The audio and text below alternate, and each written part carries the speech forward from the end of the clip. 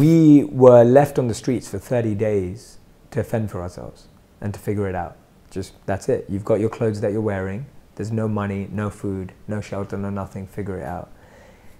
And day one, I'm like, okay, like, you know, maybe it's a joke. Like, maybe they're going to come back at night and be like, no, guys, it was, you know. So I'm trying to figure out what it is. This is training mode. And it's really interesting what your mind and body does. So the first thing your mind and body does when you have nothing is you have fear. The first thing you feel is fear.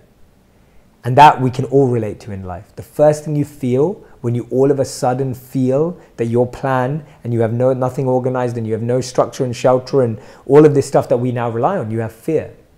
Now the fact that you're there on your own and you don't have a phone and you can't just call someone up and you don't know the city that you're in, your next thing is survival. Right. Fear leads to survival mode. So you're trying to find food from everywhere, you're trying to hoard it, you're trying to get it from everywhere, you're trying to keep it, you're trying to figure out like, how can I get lots of this so that I can take care of myself? And you start just becoming crazy almost. And it's funny because those two experiences are so similar to what you see in society today. Yeah. Fear breeds survival mode, which breeds greed and hoarding and wanting to have. Lack of abundance. Lack of abundance, exactly. And so you do that in that scenario for like, remember this is a 30-day experiment, it's crazy. So you do that for like the first week.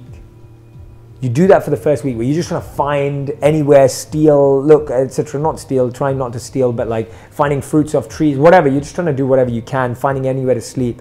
And you're fending for yourself. It's all about you. The interesting thing that happens in week 2 is that you recognize that you really want to, when you make a difference in someone's life, they'll help you. So by week 2, you start recognizing, oh, if I help villages, if I help this old lady, if I help this old man, if I serve the people around me, then they'll give it to me anyway.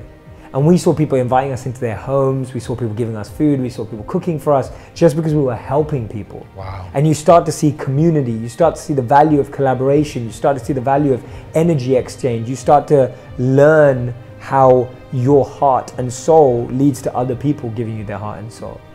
And you experience that. Now the interesting thing is that goes on for about 2 weeks and you think you've kind of mastered it. Right.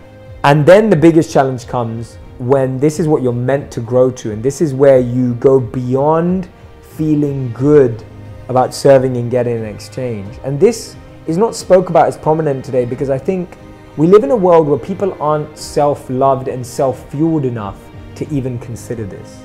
And so we talk a lot about self-love today, which I highly believe in. Right. We talk a lot about non-judgment of yourself today, which I highly believe in. But this principle is beautiful. We recognized by the final week that actually we were far stronger and capable than a lot of people on the planet, a lot of people in the village, that were disabled, that couldn't see, that had lost their eyesight, that couldn't speak, that couldn't walk, they had broken limbs. And so by the end of it, we realized that when we served others and gained, we could actually give to those people because they didn't have, because they weren't young men like we were, they weren't able men like we were, they weren't skilled like we were. And that so you can even go another level. You could go another level. It wasn't just that you could take care of yourself, you could go another level. But those 3 stages of transformation show us exactly the 3 stages we need. The first is getting over your greed and ego. The second one is recognizing that you have value, and when you serve others, there's a value exchange.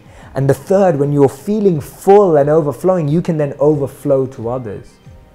And so for me, that 30 days has transformed my life ever since, because I was able to experience all of the experiences we experience today, but in heightened mode. Like I didn't know where I was going to sleep or where I was going to eat. And when you experience it at that extreme and you're able to work it out, now you have more perspective, you have more gratitude, you have more ability to navigate that emotion again. Yeah. And you recognize that it is an emotion. So for me, that was one of the most transformative things that I've ever done. Wow, that's powerful. Yeah, and it just really took me on an internal journey of overcoming fear, overcoming greed, and always recognizing that you can always go that one step above, and recognizing that you don't, as soon as you think you've figured it out, recognize that you haven't, and that there can be another level.